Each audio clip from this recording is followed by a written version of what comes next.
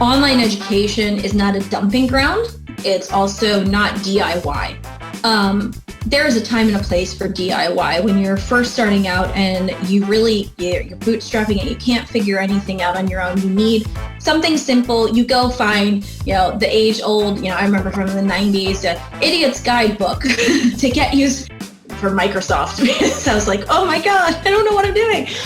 But the people that recognize that once you're beyond that beginner level, once you've scratched the surface, once you've passed through what I would call elementary school, and now you've gone to middle school phase where you know that you really want to grow as a business leader, you want to grow as a person, that they recognize that it's not DIY. It's really about showing up as a strong mentor with the content you're generating, with the course you're creating. Because when I talk about online courses, it's not just, and you know this from working with me, it's not just the standalone materials that you're creating, because what a lot of gurus like to say is, you can have the fix it and forget it, the evergreen, always there, or, I don't even know half the terms they use anymore, but they just want to leave it there and it just passive income. That's the word. They want it to be passive income. Well, education's not a passive activity. This is the Play Your Position podcast, where we huddle up, call the plays, and inspire you to run your ball into the end zone. Are you ready to score more game-winning touchdowns in your life, business, and career? Then listen up, because it's game time, baby. Now, here's your host, Mary Lou Kaiser.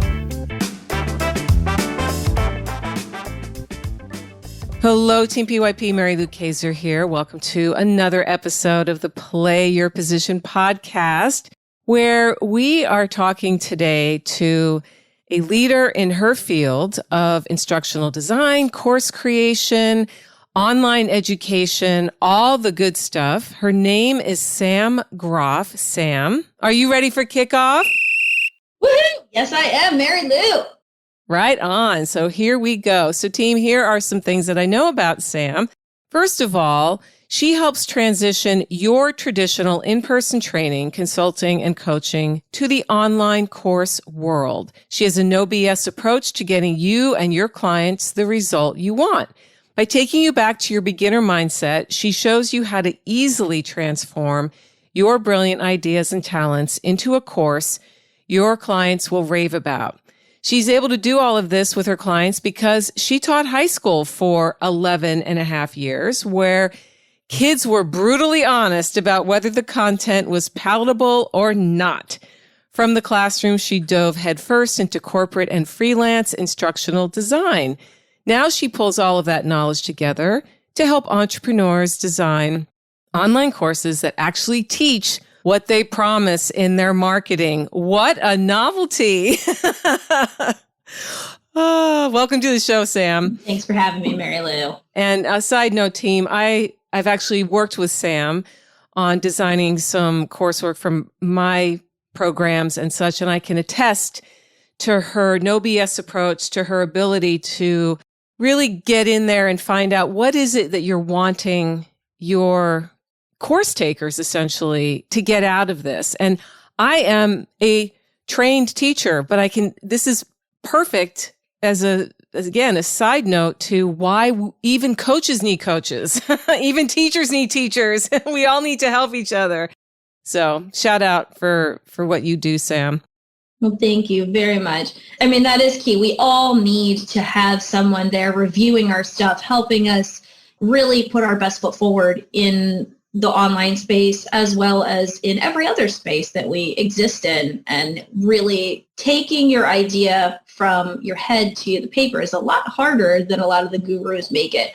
They always make it sound so easy that you suddenly will put this amazing course out and make millions of dollars, but they forget to tell you all the nitty-gritty hard pieces. And, as you and I even when working together, found out that sometimes it can even be emotional. So it is not always the easiest process to make an online course, especially one that's really going to help the end consumer, your client, really get what they want out of that course.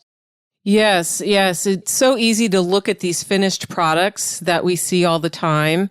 And the simplicity, the amount of time and energy that goes into making something look so simple and seamless is unbelievable how much time goes into it. It's not just a throw a bunch of stuff together, put it out there, and droves of people are going to show up. And that is unfortunately a pervasive message in the internet marketing space, which you and I both have a deep disdain for.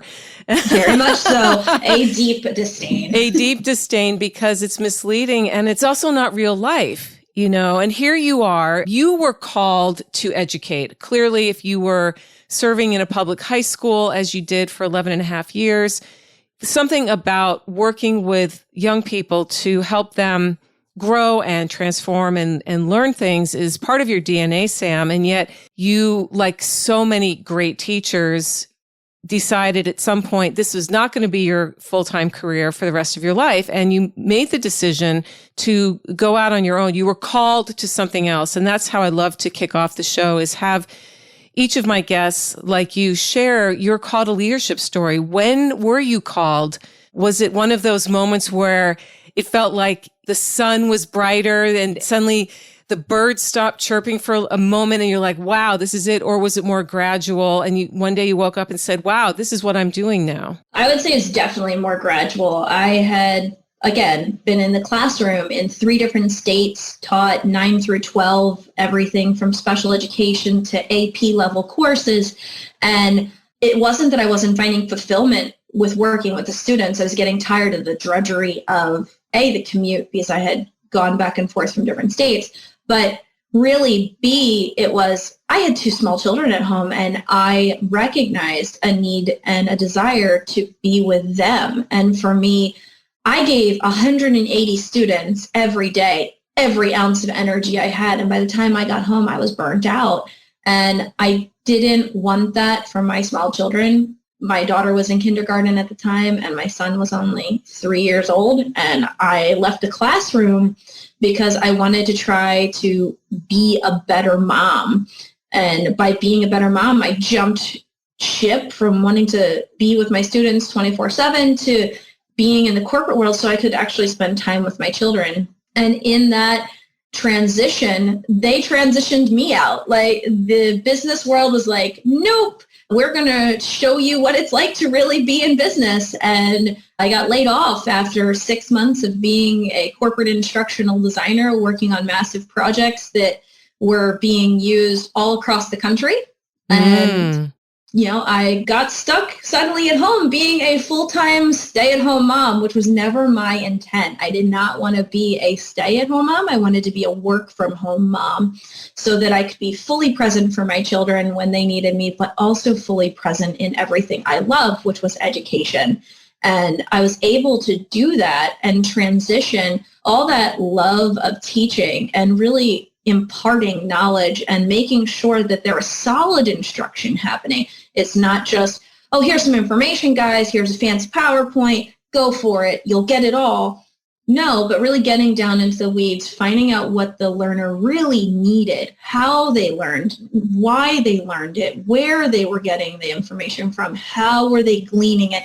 Because at the end of the day, if you're just teaching in one style for everyone, and that style is what's comfortable for you, you're teaching no one. You're teaching so little. When you really bother to actually take that step back and say, okay, it's not about me anymore. It's about the person on the other end. And you really look at who they are and what they do and how they do it. And you meet them on their level playing field where they are. You actually reach so many more people. And yeah, it might not be easy for you to do it, but it's going to get them the results that they want. And that's the one thing I wasn't seeing in the online space. I was getting so angry because, and I mean, viscerally angry when I was listening to all the gurus. They're like, you can just slap this together and people will buy it and they'll pay you millions and blah, blah, blah. And I'm like, no, that's not education. You're making garbage. Stop it. And I really got viscerally angry at it. So that's where it became my mission to really help the people out there who want to teach the awesome thing that they have out there, their secret sauce, but they don't know how to teach. They know how to market, and they know how to market well. Mm-hmm. But they don't know how to teach because it's a very different language. It's a different way of communicating. Mm-hmm. And most people don't realize that because they hear storytelling and they're like, all right, I can do that. But teaching isn't just storytelling. Teaching isn't about flashy. It's about really getting down to the nuts and bolts, connecting on a physical, emotional, spiritual level with content so that you're connecting with your interpersonal, your intrapersonal, you're connecting on every level so that the information sticks with you long term. Mm-hmm. Well, you answered my next question about what's breaking your heart right now in the space that you move in I call it the online education space, which you and I, again, have been on in some ways parallel paths because our foundation professionally was in professional teaching, right? Within the public school system, which is a large and sometimes effective system, but oftentimes not. And we're seeing some of the fallout. The pandemic really pulled the curtain back to show how anemic our educational system has been. And we're really at ground zero, I feel, in terms of we have an opportunity right now to rebuild or build from scratch a new way of approaching how we learn, because that need never goes away. We always need to be learning and growing and bringing in new ways of seeing as a means of functioning, just literally functioning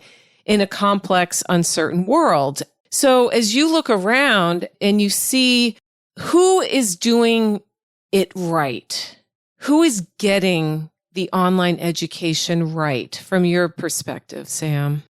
For me, it's the people that recognize that online education is not a dumping ground. It's also not DIY. There's a time and a place for DIY when you're first starting out and you're bootstrapping it. You can't figure anything out on your own. You need something simple. You go find, the age old, I remember from the 90s, Idiot's Guidebook.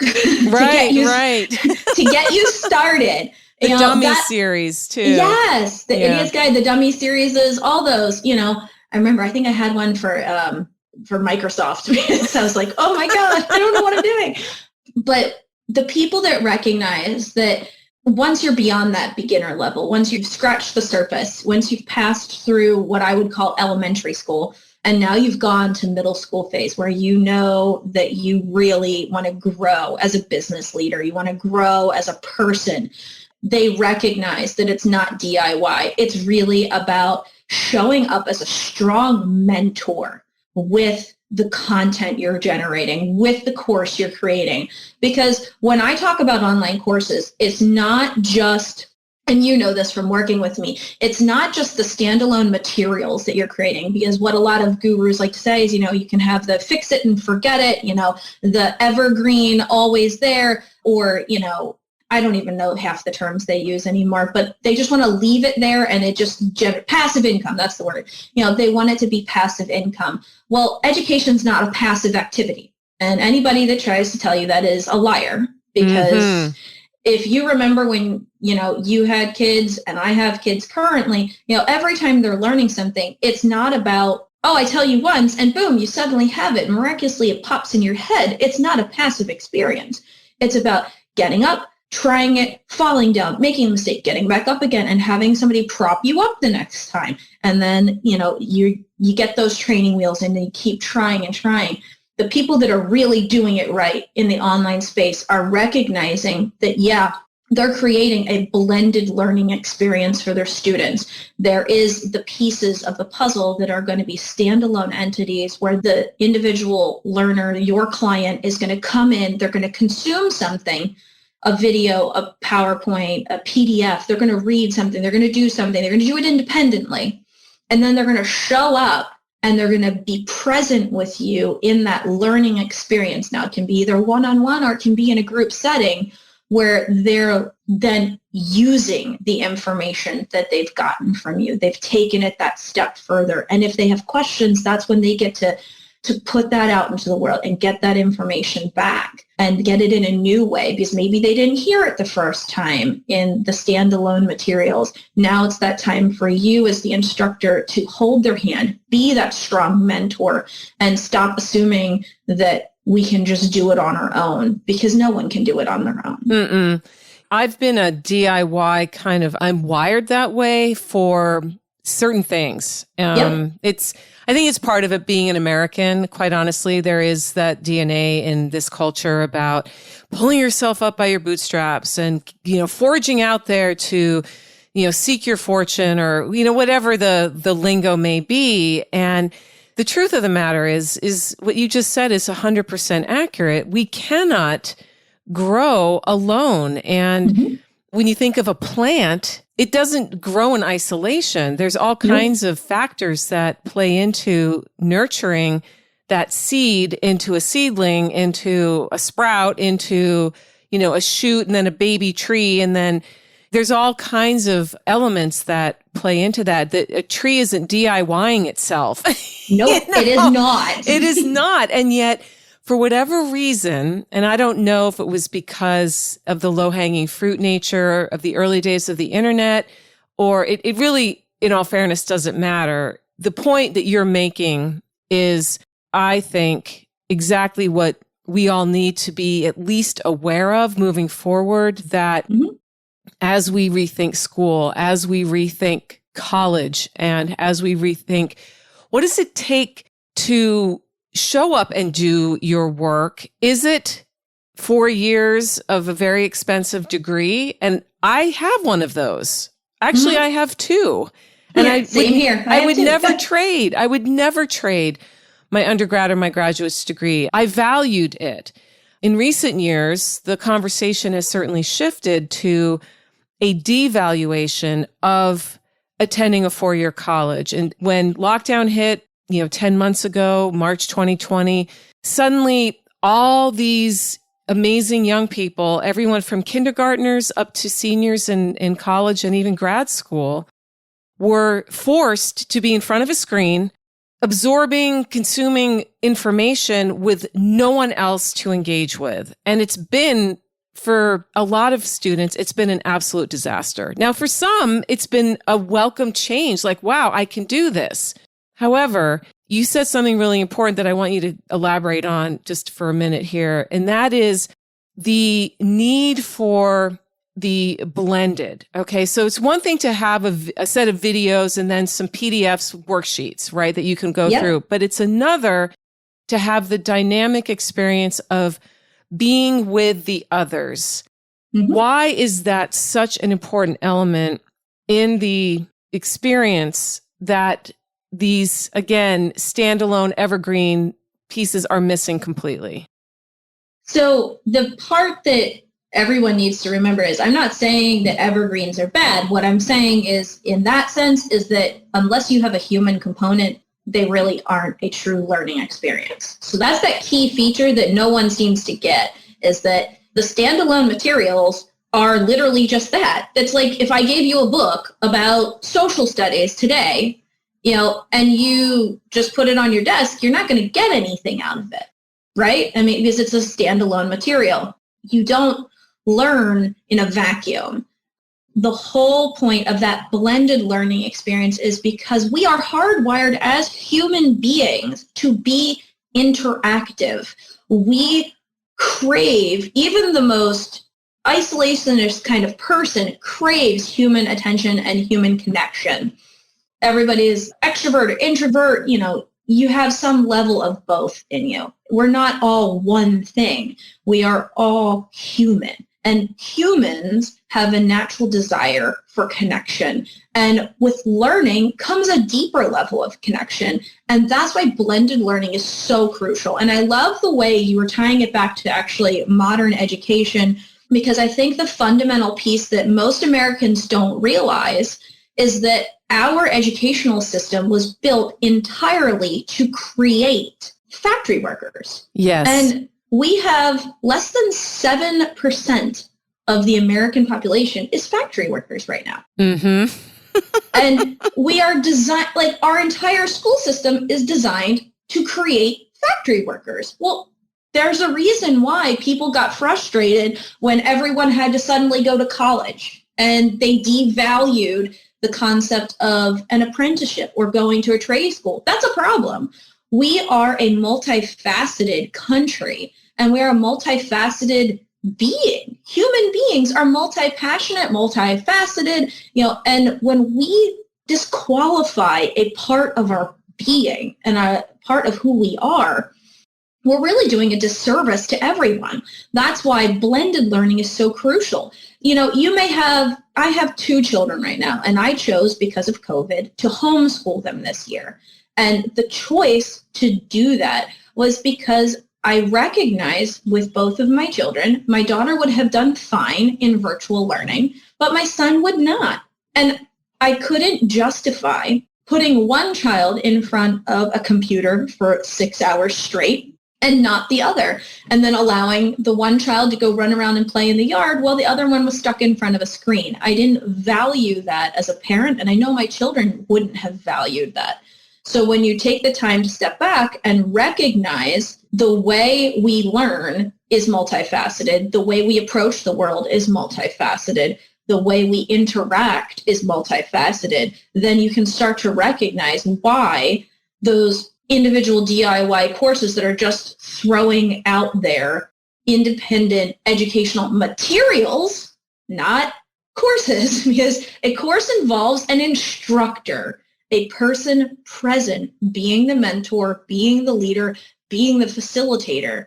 That's the difference. And that's the part that I'm really passionate about getting people to understand, because if you want to generate true learning, you can't do it in a vacuum.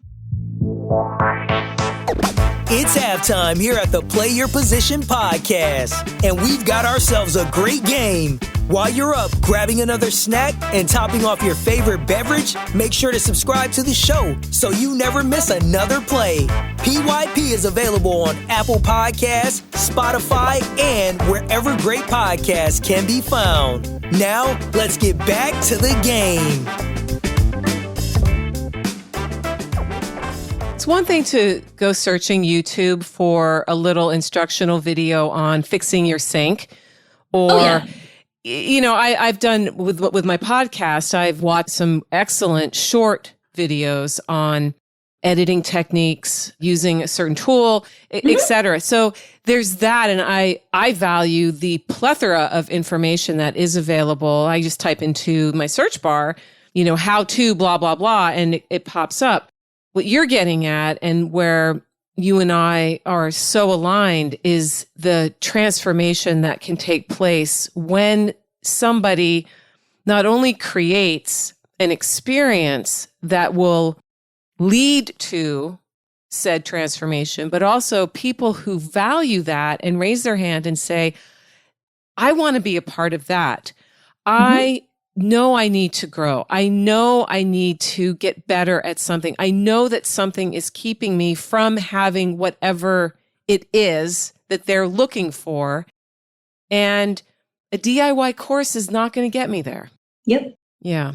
So would you be willing to share a story with us about a time, Sam, when you found yourself playing out of position? In other words, you had a great game plan. You showed up and you thought, this is going to go awesome. And it turned out to be not so great. You metaphorically fumbled the ball. You got intercepted or sacked. What happened? And then how did you pull out of that? Well, that would be how I legitimately came to being the single owner of my business, which is OmniBiz Services. I had gone into business with my former business partner, and she was a bookkeeper, and I was doing instructional design work, really helping people get their trainings and courses started. But I was also doing odds and ends things like social media management and virtual assistants. And I was pulling it all together to try to make a one-stop shop for small business owners that recognized they needed help to scale and grow their business. Well, I went into business with someone that didn't have the same vision I did. And that came out much later in the year, actually almost 2 years in, and in really finding out that her heart wasn't in it, and she just wasn't ready to grow. She wasn't ready to scale. She didn't want to do the things that I wanted to do. It was just about the money right now. And my goal was to set us up for long-term success. And our business, I don't want to say fell apart because it didn't. I ended up buying her out, and really taking OmniBiz back on myself had been a challenge and has been a challenge. So all of last year, while everybody was dealing with the pandemic and going through all that change, as we've all experienced in one way COVID, or another. Yep. It's affected everybody. I was going through my own personal little regrowth, rebirth, rebranding. I don't even know what to call it, but really finding my own footing again. And I've been able to do that in the last 6 months, is really get back on my feet and truly be confident in who I am and what I do, because it took a lot of emotional growth to really be able to let go of that loss in business. Because to me, it was like, not only did I lose a business partner, but I lost a friend. And that was so hard for me. But now I've been able to acknowledge that, put that out into the world, and just release it and be like, you know what? Good for her. Let her do her thing. Let her be happy and her family be happy. And I can be happy too on my own. Because the whole point of why I went into business with her is that I was not confident on my own. I was afraid. And I say this very loudly and proudly now, I was afraid to be doing this by myself because I was not confident, as I had gone through so much turmoil after having been laid off in 2016 and starting my own business. Even though I was in the black my first 2 years, I literally was still scared to just go it alone. And going through what I will call, and I put this in air quotes, failure of having to buy out my business partner was that proof for me to actually be a strong businesswoman and that I can do this on my own. So I pulled it out in the end, but it still definitely felt like a complete fumble every step of the way. Mm-hmm. No, I can tell. And thank you for sharing such a personal story. It's so good to hear because you are successful and you do great work. You're really skilled. You own what you do. And people looking in on that, often we call it the highlight reel problem that social media has just amplified to the nth degree. It's easy to look in on other people and think, oh, they have it all together. And so when someone like yourself shares a story like that, I just want to acknowledge how valuable it is and how grateful I am you were willing to take us down into a time that wasn't easy, that took a lot of emotional energy, which is something I think not enough people recognize is a thing. When you're growing or when you're experiencing any kind of loss, so much emotional energy is needed just for that. Oh, yeah. Just for that. And as the world has changed in unbelievable ways, and yet hasn't changed at all in others in the last year or so, I'm going to ask you to look into your crystal ball, Sam. And what do you predict? I know it's fun. None of us knows, but it's fun to look into our crystal balls. What do you predict is going to have the greatest impact on, let's talk about online education in the next 5 years? What trends are you seeing? What sense do you have about the direction things are headed? Whatever you'd like to share. I'm very curious. So I don't think, frankly, that we will see schools become the schools of the yesteryear. Where I live, I'm on the East Coast. I'm in Maryland, and we have snow days, even though it's more rain here where I live.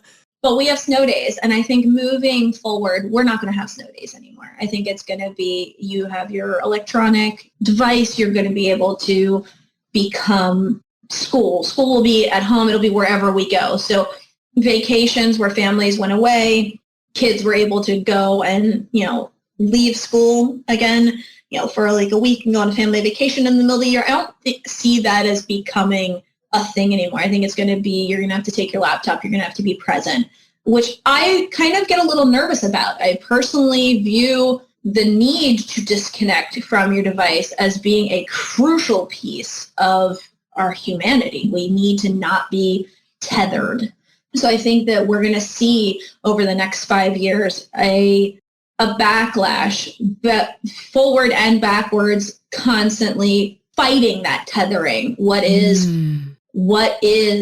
the appropriate harmony, balance, whatever you want to call it, between being connected and disconnected? I think that is where we're going to see a key shift. I'm praying, I'm praying to whoever is out there listening that we seriously start to recognize as a culture that education is the only way forward. And it is not for just the privileged. It is a fundamental right for everyone, and it needs to be balanced and equal for everyone. And I think with the pandemic, it has shown us a very divisive problem that we have in this country of, socioeconomic differentiating factors that really impact the educational system. I'm hoping that we recognize that that is not acceptable and that it becomes that solid right that it should be for personal growth. And lastly, in the business world, I see us recognizing truly that we have to, as a culture, as a nation, as humans, get back to the connectivity of people. Yes, you can have an electronic device. You can work from anywhere in the world you dang well want. That's fine. But we need people. We need connectivity, and we need genuine mentorships and apprenticeships to be a part of the business world. I cannot stress to you enough, that has been probably the biggest bane in my existence when it comes to corporate instructional design, is that they believe they'll pay the hundreds of thousands of dollars to have these awesome SCORM-laden LMS programs that are rocking and amazing, even with some VR technology and all this awesomeness. And then they forget the human element, and they wonder why their individual employees aren't making the mark. They're not hitting the nail on the head. They're not getting the numbers that they want them to get. It's because they don't have a human being helping them on the other end. Oh my gosh. I feel like we're writing an anthem here, and I love it. Gosh, thank you. So team, you heard it here first from Sam's mouth. I mean, these predictions may or may not come to fruition, but that's not the point. I think she raises some amazing questions for all of us who care about making forward progress, who care about our young people, who care about providing good opportunities within corporations for people to grow and learn so that those corporations can continue to exist. That's the irony. You describe these incredibly robust, sometimes millions of dollars went into building it. They invest so much, and it ends up being a sleeper that nobody, or even, I can't think of the term, a lemon, right? It's like, well, gosh, we invested all this money and time into building this and nobody wants it. Yeah, because you left out the most important piece. The people. The people. It really boils down to, we need to recognize as a culture that blending learning into everything that we do is such an important feature, and blending it in a way that we can have a hard conversation and not get mad at someone for their differing opinion, because that's the only way we grow. We grow by questioning. We grow by thinking. And if I agree with you on everything, how am I going to grow? I'm not. If you sit there and you play devil's advocate and you make me go, oh, well, I never thought of it that way, I'm going to go and I'm going to learn, and I'm going to come back and say, well, what about this? What about that? And that's where that growth comes. That's where we all are. And that's what we all need. Which brings up a question for me. Why do you think there has been a rise of the cancel culture? Because you're just describing that to a degree, is when people disagree with one another, the tendency now is just to cancel that differing opinion out. They don't matter. They're not a real person. They just cancel. That's really, really hard, because I think that is so deep rooted in Oh God, this can go down a rat hole that I really, I'm not sure I want to go down, but I'm a very big dystopian fan. I find dystopian literature very fascinating and also equally terrifying. And it's not the kind of stuff that's like super zombie apocalypse scary. It's more just like, how is human nature going to completely evolve and change and edit? I truly, truly believe that we have a lot of amazing information being provided to us. And I think sometimes the overabundance of information pummeling us has dulled our senses to the point that now we don't know what way to look, what way to turn, or even how to question. And I think that curiosity needs to be reignited, because it's the other reason why I chose in COVID, instead of putting my kids in front of virtual schooling, to let them be at home and let them homeschool and to work through. And trust me, it has not been all sunshine and rainbows. So let me just be very clear about that. Really? It hasn't? But we pulled our kids and we let them reignite their own curiosity. Mm-hmm. Love it. And that is, I think, something that we have lost a little bit of because everything is at our fingertips.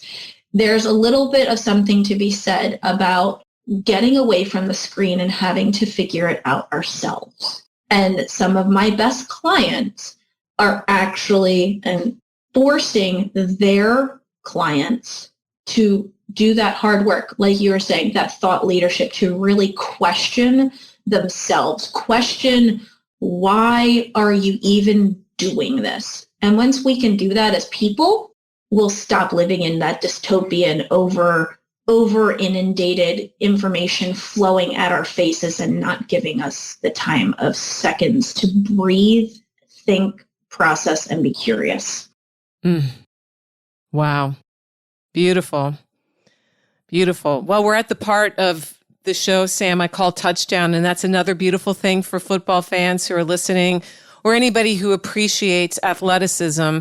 So for this question, I am putting you in the red zone, and just work with me here, because you did tell me that football is not your game, and that's totally cool.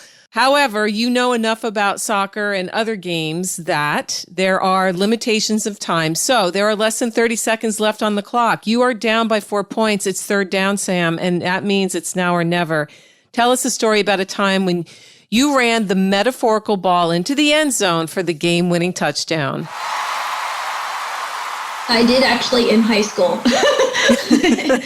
And I still to this day feel bad for the girl on the other team. I literally took the ball into the soccer net. And if you know much about soccer, that is not actually how you're supposed to do it. And in the process, I took out the poor goalie and sent her to the hospital.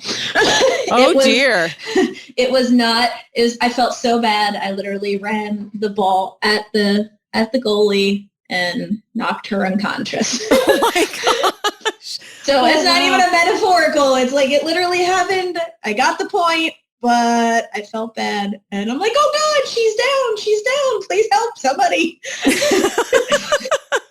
Yeah, that's definitely a mixed celebration there. On the one hand, you got the winning goal, but on the other hand, yeah, I tell you, for anybody who either, has children who play sports, or you yourself played sports, or you just like watching sports, nothing is harder than seeing somebody go down. It just is.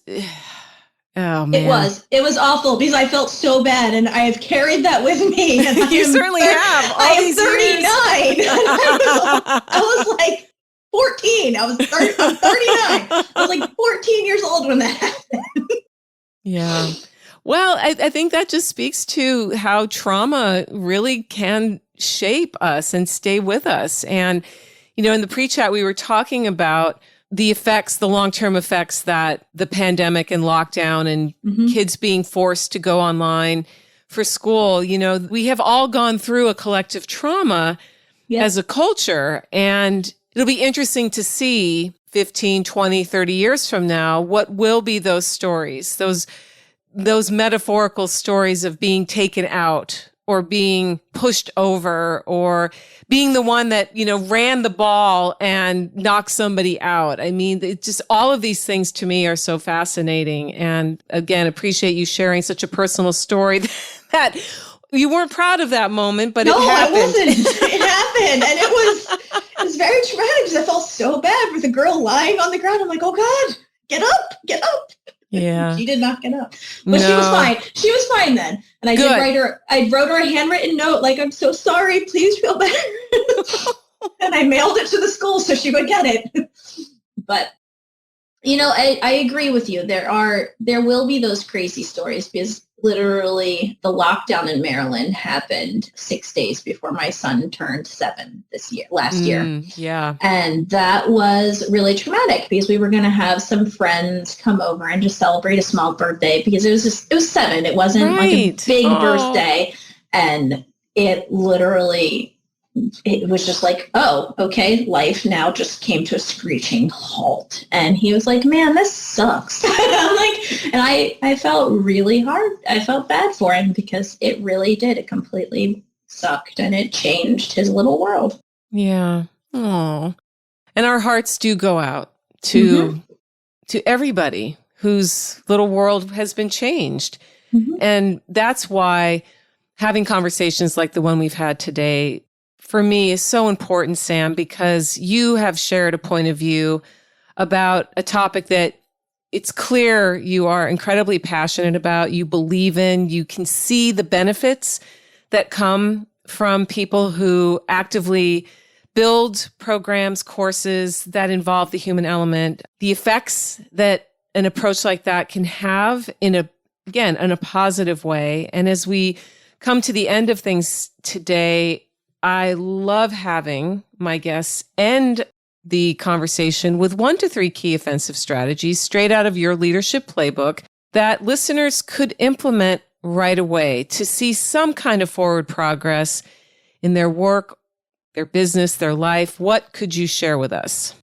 Okay. If you are creating an online course, put your client, the receiver of your course, at the forefront of your mind and stop putting them at the back end of your mind. They are the entire reason you're building your course. And when you put them in the front seat and you pay attention to their needs and what matters to them, your product will be 1,000 times better than any instructor that's like, I just want to do this. I want to make money and I want to do it now and I want to do it fast.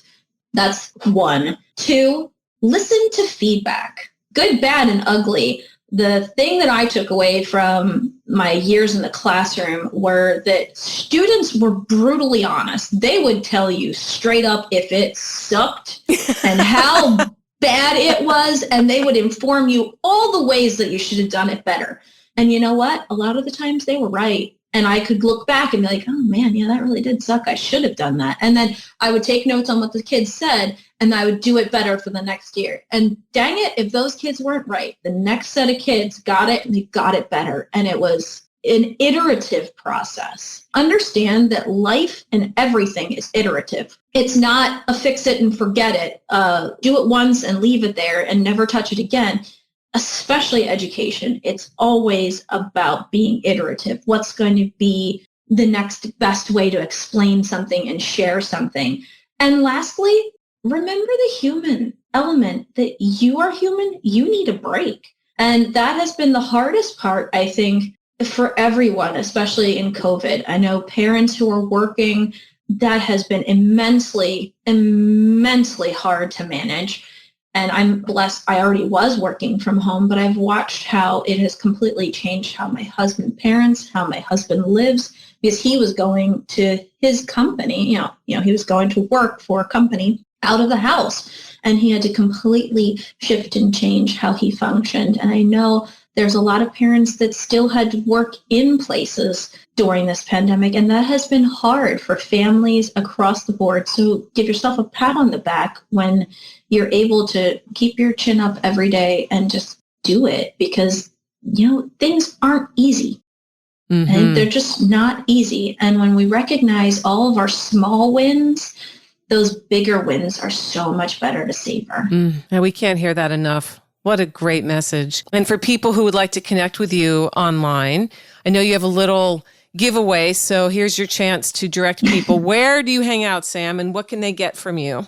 I predominantly hang out on LinkedIn. It is my preferred platform of choice.